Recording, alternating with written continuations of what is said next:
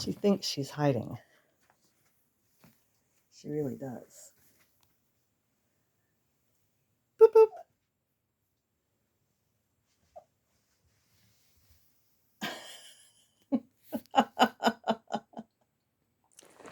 Hello, everybody. It's good to see you again. I thought today's video would be a look at my brown sweater again because I've made a good bit of progress, and I want to show you some of the successes and quite a significant pitfall that I faced as I progress on this. So, and I've got my little microphone, so I've got a wire over here that's in the way, but maybe it'll help the sound a bit. I must confess that when I'm watching YouTube videos, I do dislike it when the sound is so low that you can't understand what they're saying. So anyway, yeah, I've gotten past the taking off of the arm openings, and I'm working my way down the body of the sweater. See? Yeah. So we're going to talk about several things here today. Well, let me see. First of all, I did stop a little bit early, just a teeny bit early, maybe 4 stitches early on the expansion of the body. I was tired of it, but when I measured it, I realized it was going to be big enough already. I didn't want it to be too big around. Now you see I've got this band of dark here. This is the nut brown roving up here, and this dark down here is some Shetland wool. Both of these are from the Barnyard Farm from last year, and so I'm going to have actually a lot more of this later. I don't have a lot more of the nut brown. Let me talk about that first. I've got this ball left that I'm actually working from right now. And I have this little hank and this teeny hank, and that's it. There's no more of that. Listen, I went, oh look, I'm looking at my knitting bag and there's a piece of popcorn. Probably about a week old. You see, I'm not afraid to eat anything. So a good bit of this sweater is going to have to be this dark brown, and I think that that's what's going to finish it at the bottom of the sweater. So I'm going to put the rest of this on here, on the body. I'm going to save those other 2 little hanks to do some of the sleeves so that it matches the body, because see, I've got this dark band here, but I'm going to need some of the nut brown roving underneath that, because I do like the continuity across the sleeves and the body if you can get it. And then I want to save some of that nut brown roving to nut brown yarn to do the finishing on the neck. So that's the plan there. Now I'm going to turn this down, put it on the table, and show you what's going on. Okay, I hope you can. Let me pull that down just a little bit. Maybe you can see all of that. It's coming along really well. It has a very rustic look. You can see the increases where we put the sleeves in so far. Actually, you know, a good bit of the sleeves are done. You have kind of the finishing. It feels so good to be able to use a real pattern, so I'm not having any guesswork here. So I'm pleased with this. It's all knit on this side, all purl on the inside. Now, when I did the arms, you're supposed to cast on, can you see it? Yeah. You cast on 10 additional stitches kind of at the armpit to give more room there. So the sleeves will be plenty big enough. But as I was knitting along, I noticed something pretty disastrous. This is just awful. And I do apologize to the knitters out there. You're going to shudder when you see it, and then you're going to shudder when you realize that I've left it in.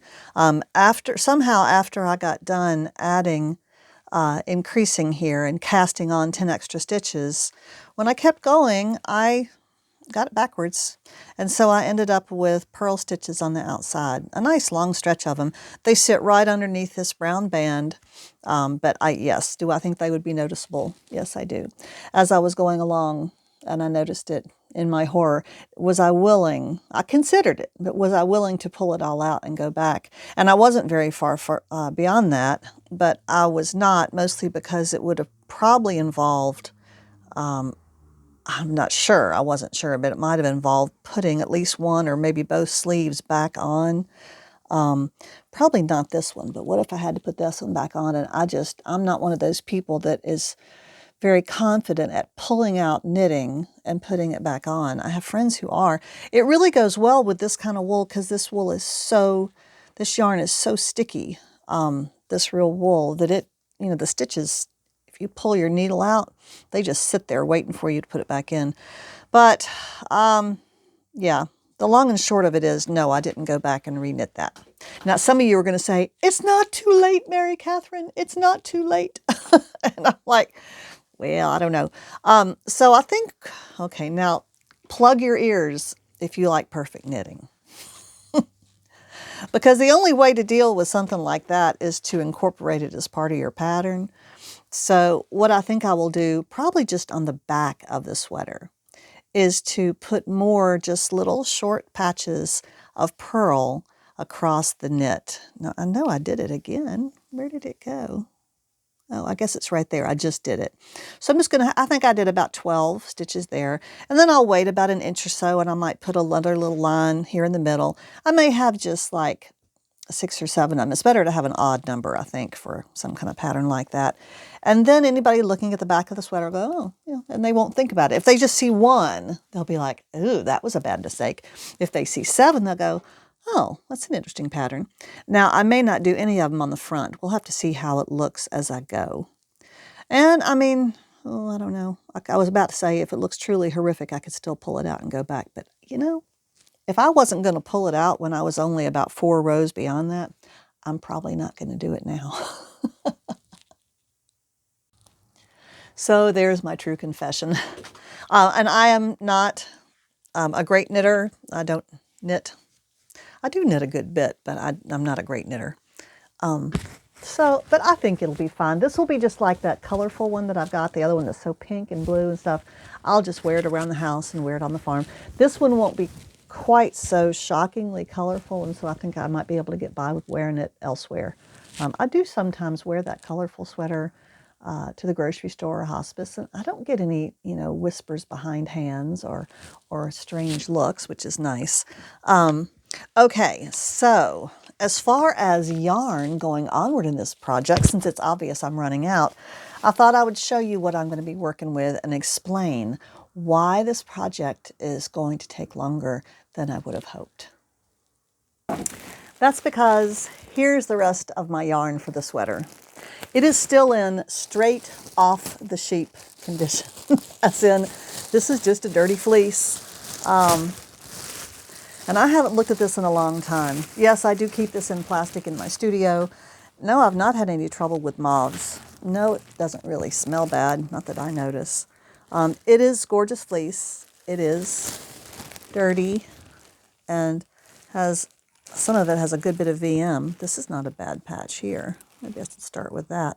But I still need to probably take it back outside and look through it, pick off what's going to be most useful, pick off the longest staple length that I can get. I really don't enjoy spinning with a 2-inch staple length. I've been spoiled by that other Shetland that was so long. So we're going to need to, probably won't do it today. It's still pretty soggy out there. And to be honest, I'm still feeling a little peaky from my COVID experience. I'd forgotten that you have to go easy for a while with COVID. You can't just leap back up as soon as you test negative.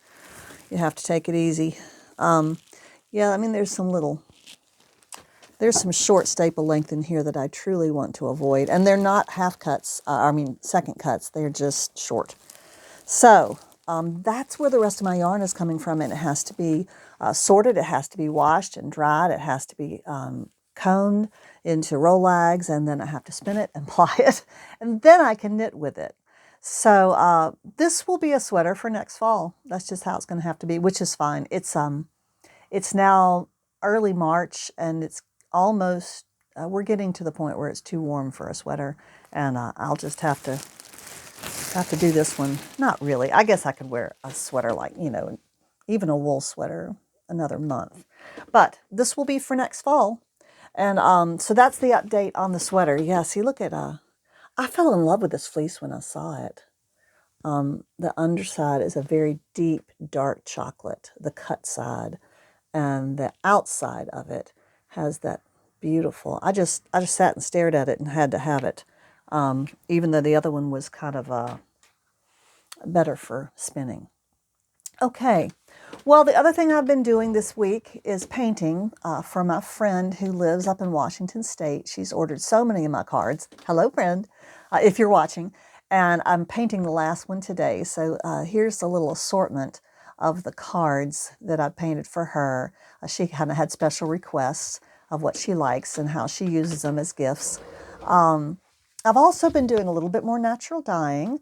And if this video isn't too long already, then I'll tack that here on the end. I've been doing my dandelion dye. I did more of that actually.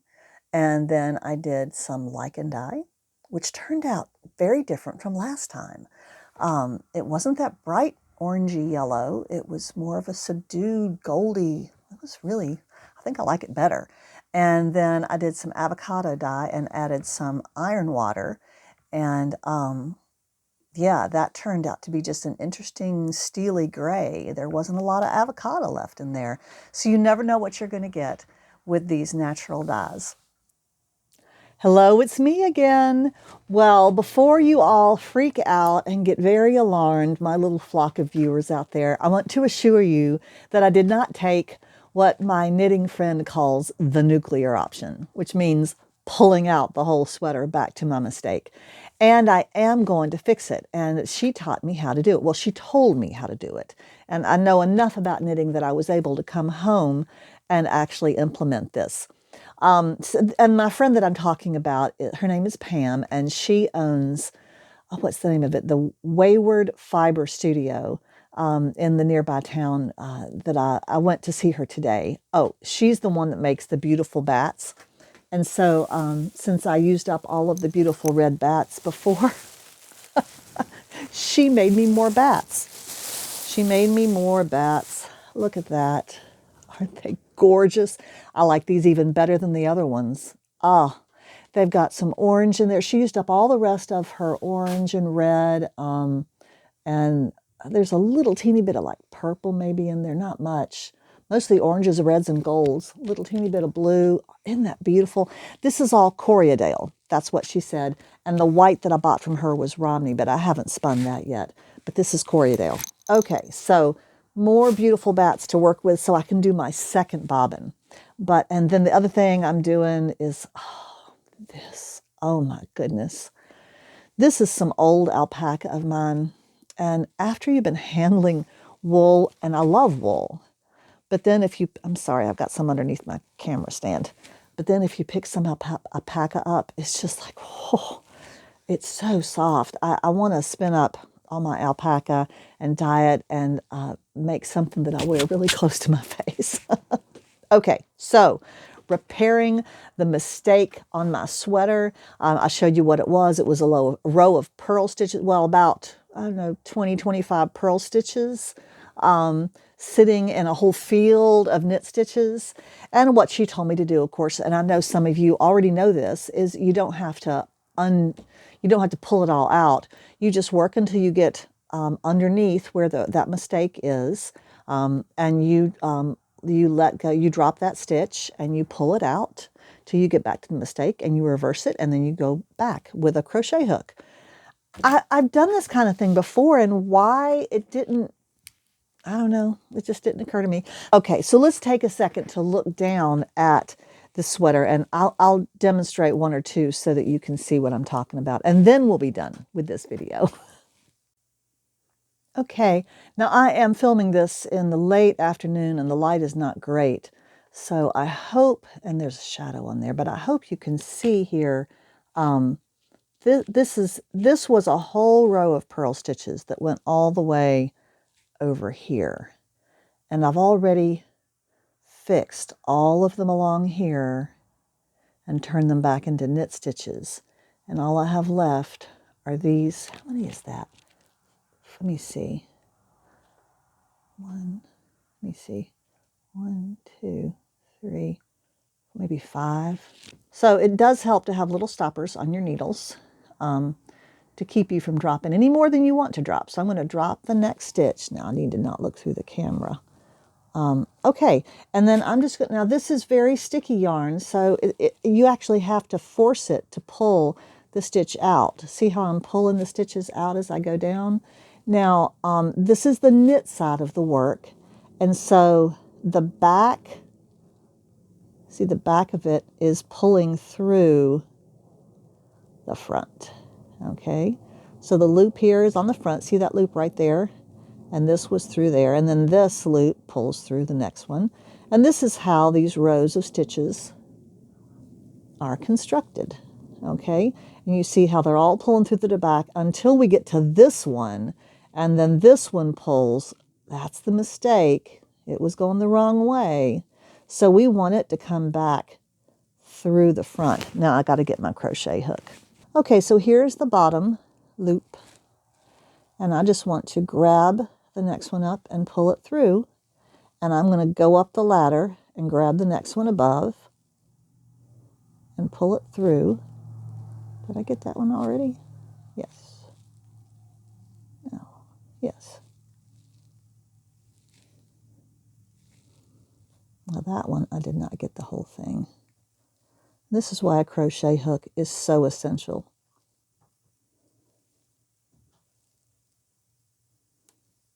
And when you pull it through, give it a nice tug. You don't want these stitches to be tight. You want them to have some volume to them. This is harder to do with that camera next to me, and my work is far away from me. Okay, so, and now I'm going to move it to this side. Okay, and I'm going to make sure that the stitch is turned this way. I want it turned that way, not that way, okay, to match up with all my other stitches. Okay, and so now when you look down at that row, it's just very nice. Okay, let's do one more. This time I'm going to put this back on here. I hope you can see what I'm doing. I'm going to try to hold it. Okay, so now I'm going to pull them out. Now, if you were working with like something like Simply Soft yarn or something really smooth, an acrylic, this, you know, it might not be a lot harder, but if you were doing it for the first time, those stitches might really pull out. See how I'm pulling them all out the back, and then when I get to this one, see how it pulls out the front? That's why it was turned around the wrong way. So I want that little piece of yarn to come through the back of that stitch. So I want to pull it from the back. And then I'm going to move my way up the ladder.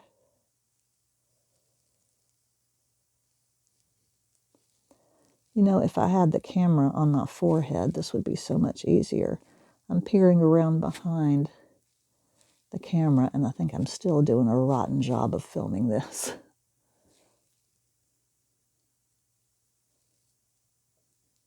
And you may look like by the time you get to the top that you've stretched it out and messed it up, but oh, it fell on the floor. But you haven't. Okay, so there's another one. And I'm fixing to get this all nice, and then I can just keep on going. Isn't that lovely? I just got a couple more to go right there. I'm so relieved, and I'm so thankful to Pam. So there's a little repair for unwanted purl stitches, or if you ever have a stitch somewhere you don't want it to be. You'd think I'd be past this at this point in my knitting career, but I'm not. So there's a little repair for you. I hope you enjoyed that. And I will continue to work on this sweater and keep you posted. Well, thank you for joining me just for this little video this week on my sweater. And I hope you understand why it's going to be a long-term project. Bye-bye. See you next time.